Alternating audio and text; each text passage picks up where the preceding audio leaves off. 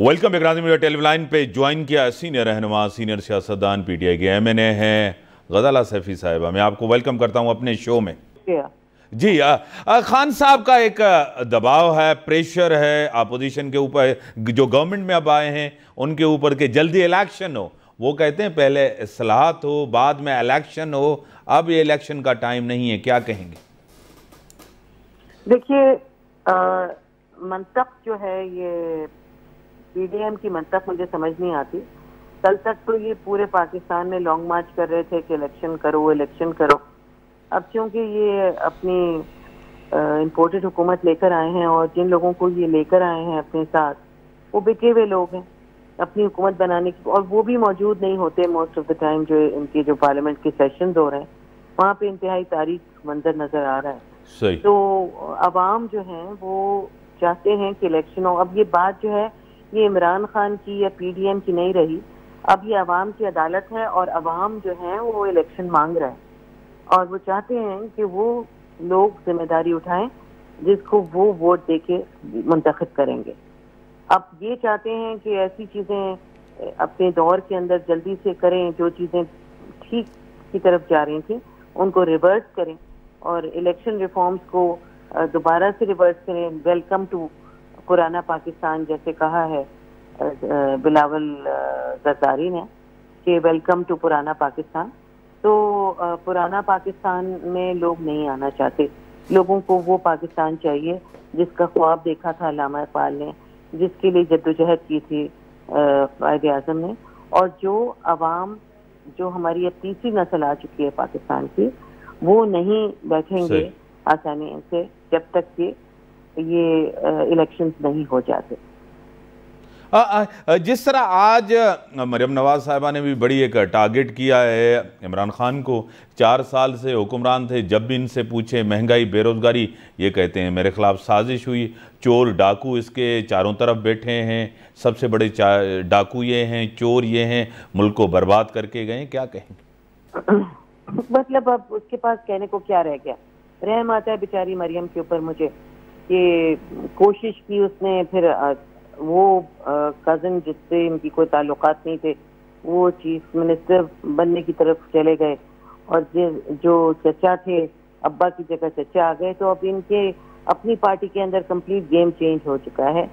अब ये अब्बा बेटी जो है वो लंदन का ही रुख करेंगे, पाकिस्तान आना इनके लिए मुश्किल है। अगर पाकिस्तान आएंगे तो लोग इनका जिस तरह इस्तकबाल करेंगे वो मेरे ख्याल में ख्वाब ख्याल में भी इनके नहीं होगा। बिलावल साहब ने कहा कि एक वजीर मेरे पास आए, उन्होंने मुझे कहा कि तहरीक अदम एतमाद से एक रात पहले कि या तो आप फौरी इलेक्शन पे राज़ी हो जाएं या ना तो मुल्क में मार्शल लॉ लग जाएगा। एक बड़ी बात की आपके अहम वजीर ने उसके साथ रब्ता किया। देखिए जो कुछ भी हुआ उसको तो ये मानने को ही तैयार नहीं है। मरासले को ये झूठ कहते हैं, इंटरनेशनल साजिश को ये साजिश नहीं कहते। इंटरफेरेंस और साजिश के बीच में कोई चीज है। अगर इंटरफेरेंस हुई है तो साजिश भी हुई है, और साजिश हुई है तो उसके नतीजे में जो कन्विक्टेड लोग हैं वो जो जिनके ऊपर इल्जामात हैं, जिनके बहुत सारे जो मुल्जिमान हैं वो सब जगह पे आ गए, इक़्तिदार में आ गए। जब ऐसी आपकी पिक्चर जाएगी पूरी दुनिया पे तो कौन इन्वेस्ट करेगा भाई आपके मुल्क पे? कौन आपके ऊपर भरोसा रखेगा पाकिस्तान के ऊपर? जब चोर उचक्के डाकू और नॉन डाकू जो हैं वो जब आपके मुल्क पे असरअंदाज होंगे या उसके हुकूमत में होंगे तो पाकिस्तान का तो अल्लाह ही मालिक है।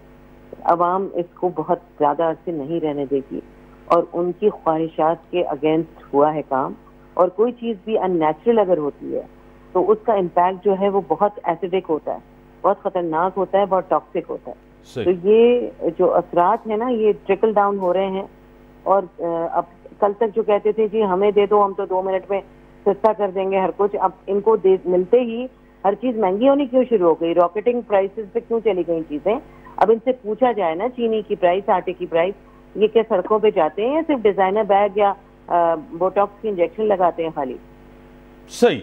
आपको खुद पता है कि आज DGISPR ने इससे पहले भी कहा है कि कोर कमांडर पेशावर से मुत्तलिक यानी कि सीनियर सियासतदान के इन ऐसे बयानात नहीं देने चाहिए, इंतहाई गैर मुनासिब बयानात हैं। उससे पहले भी फ़ौज ने कहा है कि सियासत में फ़ौज को नहीं घसीटा जाए, बार बार उनका जिक्र भी होता है सब कुछ। आज उन्होंने ये भी कहा कि फ़ौज को जो है ना इलेक्शन यानी कि करवाने के लिए या कुछ कहने के लिए ये मुनासिब नहीं है, उनका ये काम नहीं है। क्या कहेंगे? वो बिल्कुल सही कह रहे हैं और मेरे ख्याल में तो फौज को घसीटना नहीं चाहिए, मगर फौज को किसने घसीटा अपनी तकरीरों में, अपने मरासलात में, अपनी बातों में, इंटरनेशनली इंडिया को किसने शामिल किया फौज को दलील करने के लिए? हमारी फौज इंतहाई समझदार लोगों से बनी हुई एक फौज है जिन्होंने जानों की कुर्बानियां दी हैं, जिन्होंने पाकिस्तान को आज सलामत रखा हुआ है। हम अपनी फौज को किसी भी तरह से जलील नहीं होने देंगे और किसी तरह से भी बुरा नहीं होने देंगे, मगर जो जिम्मेदारान हैं इदारों के, उनको ये समझना पड़ेगा कि पाकिस्तान का जो एक इस्तेकाक है और जो उसका एक इज्जतदारी है, उसको किसी भी तरीके से मजरूह नहीं होना चाहिए। इदारों, देखिए इमरान खान जो थे उनका कोशिश यही थी कि वो इदारों को आज़ाद करें किसी भी किस्म के इन्फ्लुएंस से। कभी भी उन्होंने कोशिश नहीं की कि अपने लोगों को वहाँ पर नौकरियां दिलाई जाएं। इसलिए आप देख लें कोई भर्ती नहीं हुई, भर्ती के खिलाफ हैं वो। और हमने उनसे कई दफ़ा लोगों ने कहा, अभी पार्टी वालों ने, कि भाई आप थोड़े से लोगों को भर्ती करें हमारे अपने फ़ायदे में।